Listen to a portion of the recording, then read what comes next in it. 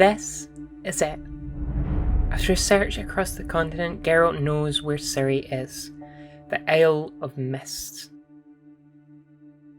Yet, to drag out and delay this moment, to make us feel Geralt's frustration all the more, we are tasked first with helping out a group of dwarves who have ended up stranded on the island. Say I find your mates. Will you believe I mean no harm? Aye, but I'm not count on either coming too easy. They are a play on the Seven Dwarfs, another fairy tale allusion as The Witcher often makes, this time there to make us think of Snow White and her revival. Wake up. What's happening?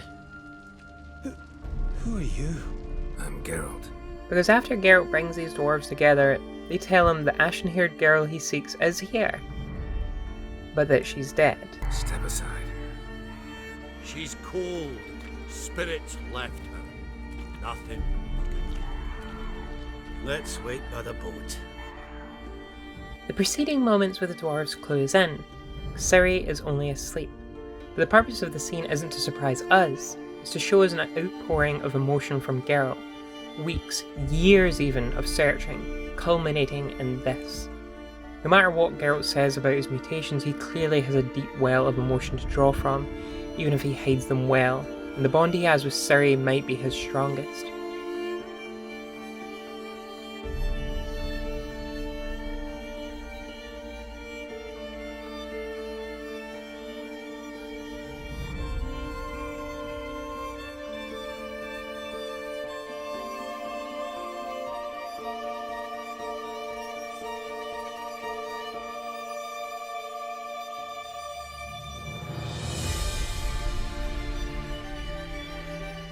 We get a moment of respite with them to catch up and find out about Ciri's adventures, but we also see a side of Geralt we haven't seen since the game's start, him as a father.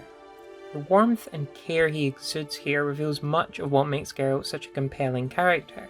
Beneath every hunt and contract is a man full of so much empathy and kindness. Here it is laid bare, without reservation, and it remains one of the game's most touching scenes for me. So why'd you return? I thought the hunt had lost my scent for good. I thought I was safe. Besides, I wanted to find you. You and Yennefer. You were looking for us. We were looking for you. Soon enough, though, they have to go, and when the wild hunt comes, as they were warned, Ciri takes them home, to Kaer Morhen.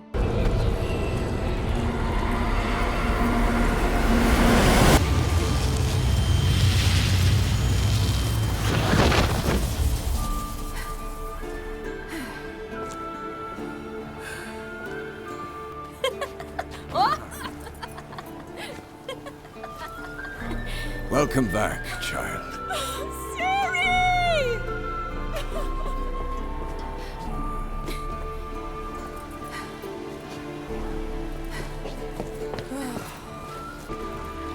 No point standing around. Come on, time to greet the others. You've not changed a bit. Any of you. All just like I remembered. Finally, they are all reunited. Given the battle that's coming, this big family reunion can't help but feel bittersweet, as the worry this might really be a goodbye looms.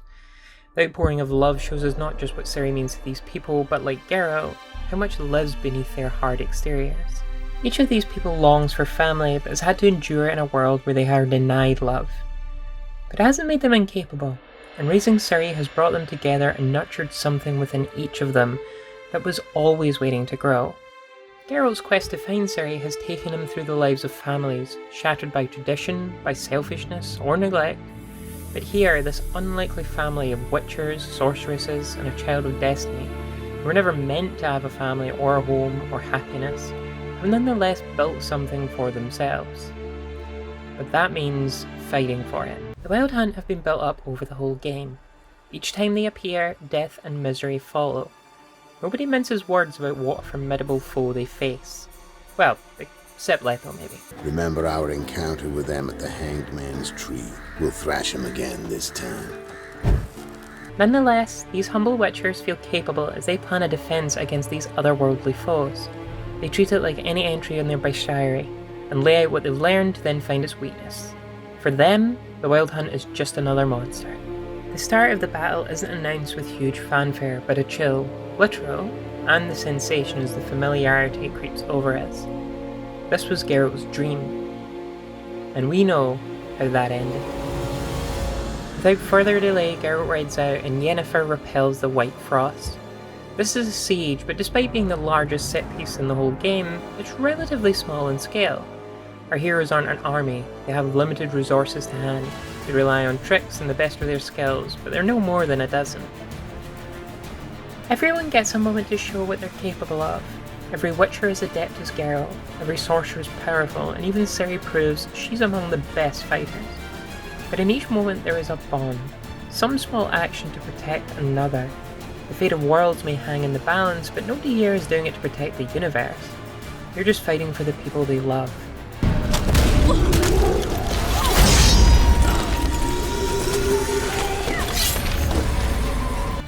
And for a few moments, it seems like they might prevail. Even as the Wild Hunt's toughest bastards wail in the crumbling fortress, our heroes counter each move.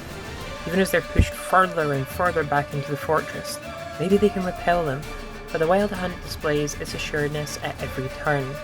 They don't let up. They're dispassionate in their assault. Killing is just what they do.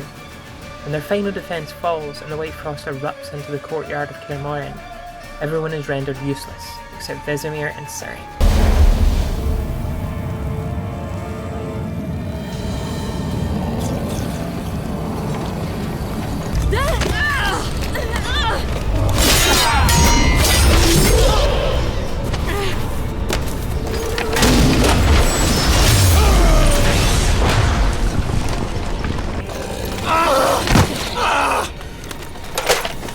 Eredin, King of the Hunt, now uses their bond against them.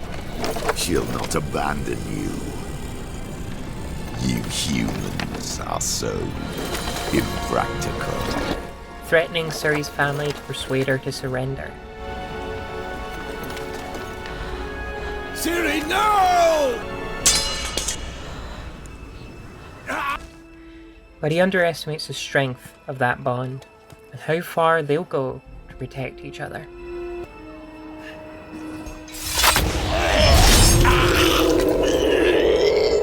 Now fly!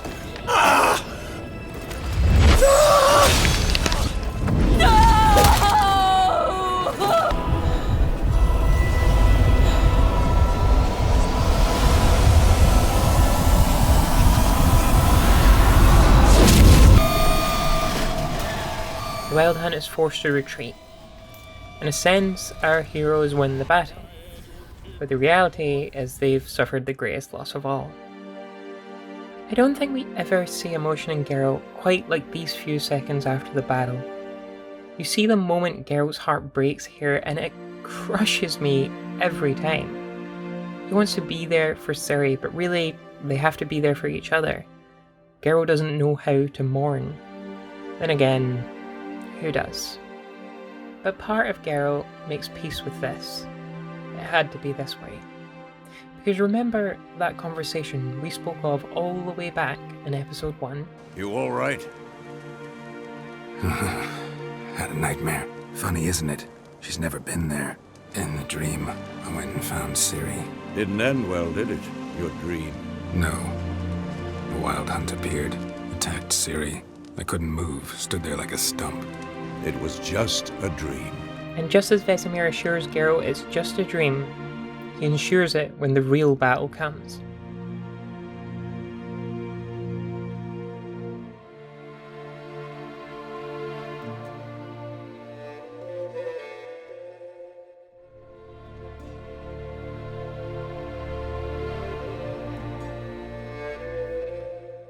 I wondered why Vesemir's death was such a blow for me.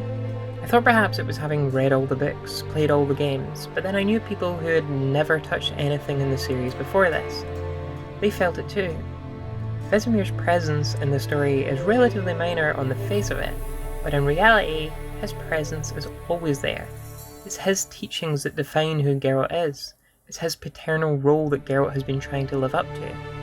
And so how he dies is all the more tragic. Vesemir gave his life so that Geralt wouldn't have to live through his literal worst nightmare, so that they could go on to look after their Ciri. Self-sacrifice is a trope as old as the hills, but it stems from something true, that we would do anything to prevent harm befalling the people we love. With Vesemir's loss, Kaer Morhen is gone too. We see the forge extinguished, the wind cutting right through the keep, whose walls will now never be repaired. Neither of the Witchers, Lambert and Eskel, wish to return, speaking of heading elsewhere this winter. Geralt argues for them to stay. Maybe he's still in denial about the loss he's suffered. In the end, Geralt clings to his identity as a realist, repeating the words surely taught to him by Vesemir. Don't blame yourself. No Witcher's ever died in his own bed. When someone dies, they take a whole world with them. A place that you can never go back to. Kaer Morhen stands, but will never be what it was.